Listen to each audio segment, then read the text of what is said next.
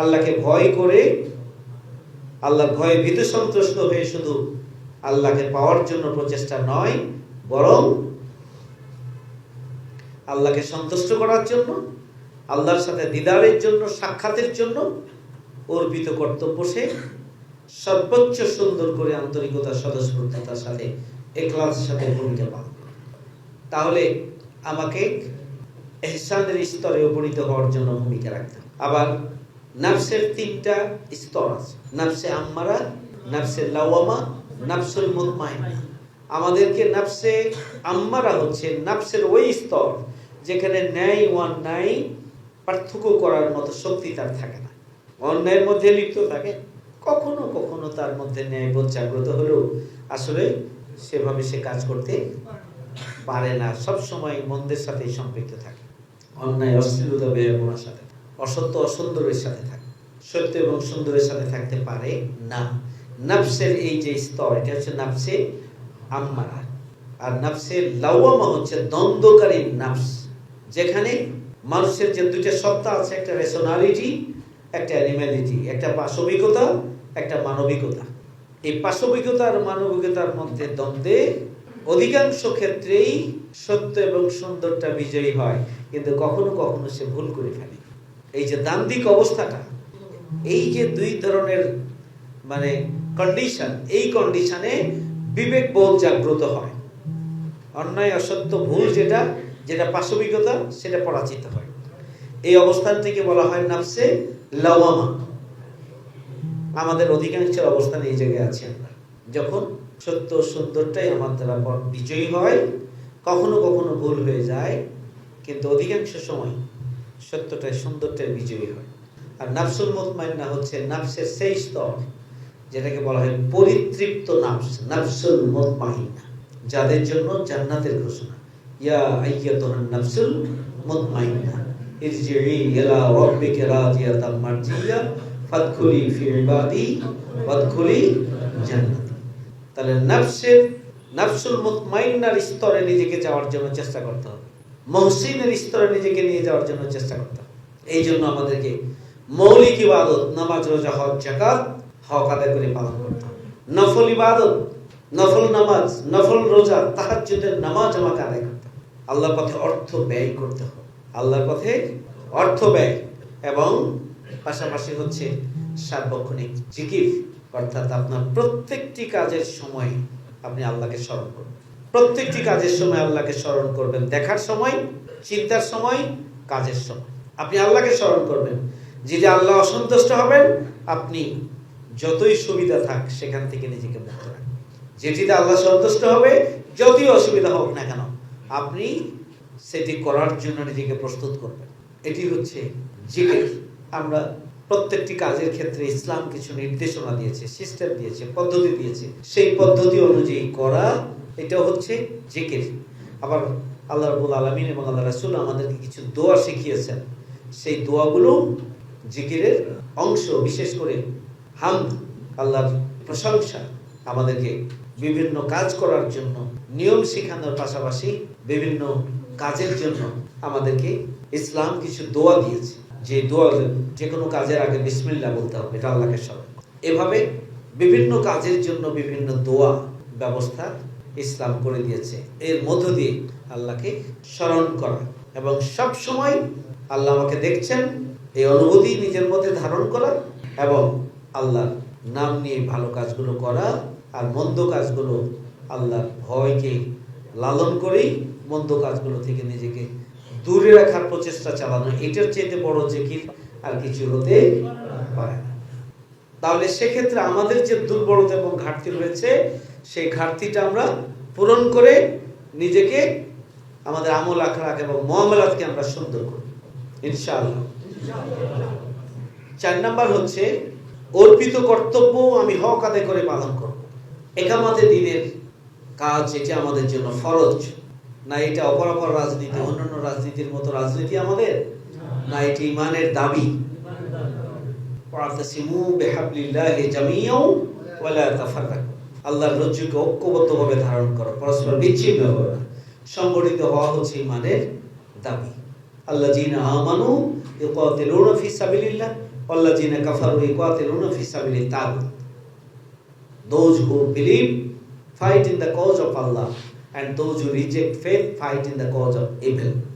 যারা সংগ্রাম করে আল্লাহর পথে তারা হচ্ছে ঈমানদার, আর যারা সংগ্রাম করে তাগুতের পথে তাদেরকে রিজেক্ট ফেথ, বিশ্বাস পরিত্যাগকারী, কুফরির অন্তর্ভুক্ত বলা হয়েছে। আমরা ঈমানের দাবি পূরণের জন্য ইসলামী সংগঠন করি। ওমা লাকুম লা তুকাতিলুনা ফি সাবিলিল্লাহি ওয়াল মুস্তাদআফিনা মিনার রিজালি ওয়ান নিসা ওয়াল বিলদানিল্লাযিনা ইয়াকুলুনা রাব্বানা আখরিজনা মিন হাযিহিল কারিয়াতি যালিমি আহলুহা ওয়াজআল লানা মিন লাদুনকা ওয়ালিয়্যা ওয়াজআল লানা মিন লাদুনকা নাসীরা। তোমরা কেন সংগ্রাম করছো না? তোমরা কেন আন্দোলন করছো না? অথচ নির্যাতিত আওয়াজ বিদ্ধ গণিত আর্তনাদ করছে, হে খোদা, আমাদেরকে এই পরিস্থিতি থেকে, পরিবেশ থেকে সরিয়ে নাও, আমাদের জন্য একজন পথ প্রদর্শক পাঠাও। নির্যাতিত নিপীড়িত মানুষের মুক্তির জন্যই তো আমরা ইসলামী আন্দোলন করি। আল্লাহ রাব্বুল আলামিন বলেছেন, তোমাদেরকে কি এমন একটা ব্যবসার কথা বলবো না যে ব্যবসাটি তোমাদেরকে পীড়াদায়ক আযাব থেকে মুক্তি দিবে? আল্লাহ রাব্বুল আলামিন এই প্রশ্ন করে এই ব্যবসার উপকারিতা কি সেটি বলে দিয়েছেন। পীড়াদায়ক আযাব থেকে মুক্তি দিবেন, তোমাদেরকে এমন এক জান্নাতে প্রবেশ করা হবে যে জান্নাতের তলদেশ দিয়ে ঝর্ণা দ্বারা প্রবাহিত, এবং সেখানে তারা চিরদিন অবস্থান করবে। ইসলামী আন্দোলন করি কঠিন পীড়াদায়ক আযাব থেকে কাল কিয়ামতের ময়দানে বাঁচার জন্য। এরপরে আল্লাহ বলেছেন, ওয়া উখরা তুহিব্বুনাহা নাসরুম মিনাল্লাহি ওয়া ফাতুন কারীম ওয়াবাশশিরিল মুমিনিন। তোমাদেরকে তাও দেওয়া হবে যা তোমরা আকাঙ্ক্ষা করো, তা হচ্ছে আল্লাহর সাহায্য এবং বিজয়, সেটি তোমাদেরকে। তাহলে জিহাদ ফি সাবিলিল্লাহর কাজ থেকে তোমরা হক আদায় করে করো, যেভাবে করা উচিত সেভাবে করো, কার্যকর ভাবে করো। জিহাদ ফি সাবিলিল্লাহর কাজ করো। জিহাদ ফি সাবিলিল্লাহ ইসলামী আন্দোলনের কাজ থেকে হক আদায় করে করার জন্য বলা হয়েছে। আর সূরা তাওবার 24 নম্বর আয়াতে সেই হকের সীমানা দিয়ে দেওয়া হয়েছে, কুল ইন কানা আবাউকুম ওয়া আবনাউকুম ওয়া ইখওয়ানুকুম ওয়া আজওয়াজুকুম ওয়া আসিরাতুকুম ওয়া আমওয়ালুন ইকতারাকতুমুহা ওয়া তিজারাতুন তাকশাউনা কাসাদাহা ওয়া মাসাকিনা তারদাউনা হাব্বা ইলাইকুম মিনাল্লাহি ওয়া রাসূলিহি ওয়া জিহাদিন ফি সাবিলিহি ফাতারাব্বাসু হাত্তা ইয়াতিয়াল্লাহু বিআমরিহি আল্লাহু লা ইয়াহদিল কওমাল ফাসিকিন। বলুন হে নবী, তোমার পিতা, তোমার সন্তান, তোমার ভাই, তোমার স্ত্রী, তোমার আত্মীয়-স্বজন, 5 ধরনের সম্পর্কের কথা বলা হয়। তোমাদের সঞ্চিত সম্পদ, তোমাদের সেই বাসস্থান, তোমাদের সেই ব্যবসা বা জীবন ধারণের উপায় যা নিয়ে তোমরা তটস্থ থাকো। আমরা ব্যবসা বাণিজ্য চাকরি বাকরি নিয়েই তো দৌড়ের মধ্যে থাকি নাকি? এবং তোমাদের সেই বাসস্থান যা তোমরা পছন্দ করো, এই 3 ধরনের সম্পর্কের কথা বলা হয়েছে। এই সব কিছুর উপরে আল্লাহ, আল্লাহ রাসূল এবং জিহাদ ফি সাবিলিল্লাহর কাছ থেকে, ইসলামী আন্দোলনের কাছ থেকে যদি তোমরা বেশি ভালো না বাসো, তার মানে হচ্ছে বেশি অগ্রাধিকার না দাও, বেশি গুরুত্ব না দাও, ফাতারাব্বাসু হাত্তা ইয়াতিয়াল্লাহু বিআমরিহি, অপেক্ষা করো আল্লাহর আযাবে, আল্লাহ নির্দেশের। আল্লাহু লা ইয়াহদিল কওমাল ফাসিকিন, আল্লাহ ফাসিককে হেদায়েত দান করেন না। তাহলে জিহাদ ফি সাবিলিল্লাহর কাজটি আমাদের জীবনের সবচেয়ে গুরুত্বপূর্ণ কাজ এবং সবচেয়ে বেশি অগ্রাধিকার পাবে। শুধু ভালোবাসি ভালোবাসি বললে হবে না, আমার সামগ্রিক কার্যক্রমের মধ্যে জিহাদ ফি সাবিলিল্লাহ অগ্রাধিকার পাবে। তাহলে আমি বলছিলাম যে আমার উপর অর্পিত কর্তব্য হক আদায় করে পালন করতে হবে। ইউনিটের দায়িত্ব আপনি হক আদায় করে পালন করেন। কর্মী হিসেবে কাজ হক আদায় করে পালন করেন। রক্ষণ শপথ নিয়েছেন, আপনি তার হক আদায় করবেন। আপনি আনুগত্য করবেন স্বতঃস্ফূর্তভাবে, শৃঙ্খলা মেনে চলবেন। সংগঠনের পরিকল্পনা গ্রহণ করতে শিখতে হবে এবং পরিকল্পনা বাস্তবায়ন করবেন যোগ্যতার সাথে। আনুগত্য করবেন, পরামর্শ ভিত্তিক কাজ করবেন এবং ইহতিসাবের পরিবেশের মধ্য দিয়ে সংগঠনের আভ্যন্তরীণ জান্নাতি পরিবেশ তৈরির ক্ষেত্রে ভূমিকা পালন করবেন। এরপরে হচ্ছে ত্যাগ এবং কোরবানির দিক থেকে আপনাকে এগিয়ে আসতে হবে। আর্থিক কোরবানি শপথের জন্য শুধু না, ঈমানের দাবি পূরণের জন্যই আপনাকে আর্থিক কোরবানি করতে হবে। আল্লাযীনা ইউকিমুনাস সালাতা ওয়া মিম্মা রাযাকনাহুম, রিজিক থেকে আল্লাহর পথে দান করতে হবে। লান তানালুল বিররা হাত্তা তুনফিকু মিম্মা তুহিব্বু, ততক্ষণ পর্যন্ত কল্যাণ লাভ করতে পারবে না যতক্ষণ পর্যন্ত না প্রিয় বস্তু আল্লাহর পথে দান। ঈমানের এই দাবি, মুমিনদের এই বৈশিষ্ট্য আমাকে অর্জন করতে হবে না? যিনি শপথ নেবেন তিনি তো সার্বিকভাবে নিজেকে একজন পরিপূর্ণ মুমিন হিসেবে গড়ে তোলার জন্য সর্বতভাবে চেষ্টা করবেন। সম্মানিত ভাইয়েরা আমার, আপনাকে আল্লাহর পথে অর্থ ব্যয়ের গুরুত্ব উপলব্ধি করতে হবে এবং আল্লাহর পথে অর্থ ব্যয়ের মানসিকতা তৈরি করতে হবে। এটা হচ্ছে কোরবানি, একটা কোরবানি, আল্লাহর পথে অর্থ ব্যয়ের মানসিকতা। জিহাদ ফি সাবিলিল্লাহর পথে যারা কাজ করবে তাদের জন্য আল্লাহর ডিমান্ড কয়টা? বিআমওয়ালিকুম ওয়া আনফুসিকুম, মাল এবং জান। জীবন হচ্ছে সময়ের যোগফল। তাহলে মাল, সম্পদ, অর্থ আল্লাহর পথে কোরবানি করার একটা বড় অন্তর আপনাকে তৈরি করতে হবে। কারণ আল্লাহ বলছেন যে কর্জ দাও, বহুগুণে তা ফেরত দেব।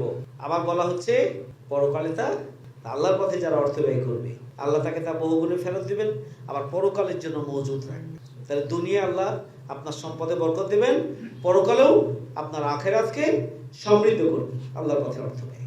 দিন প্রতিষ্ঠার আন্দোলনের সামগ্রিক কার্যক্রমকে কেন্দ্র করে সেটিকে ঠিক রেখেই আপনি চারিদিকে আবর্তিত হবেন। আপনার ব্যক্তিগত কাজ, আপনার ব্যবসা বাণিজ্য, আপনার প্রফেশন, আপনার আত্মীয় স্বজনের প্রতি দায়িত্ব পালন, পরিবারের প্রতি দায়িত্ব পালন, এই সব কিছু কার্যক্রম আপনি দিন প্রতিষ্ঠাকে কেন্দ্র করেই সবগুলো কাজ সাজাবেন, দিন প্রতিষ্ঠাকে অগ্রাধিকার দিবেন, এবং দিন প্রতিষ্ঠাই হবে আপনার জীবনের চূড়ান্ত লক্ষ্য, যার মধ্য দিয়ে আপনি আল্লাহর সন্তুষ্টি অর্জন করবেন। এই মানসিকতা এবং তার ভিত্তিতে আপনার তৎপরতাকে সাজাতে কি পারবো আমরা ইনশাআল্লাহ।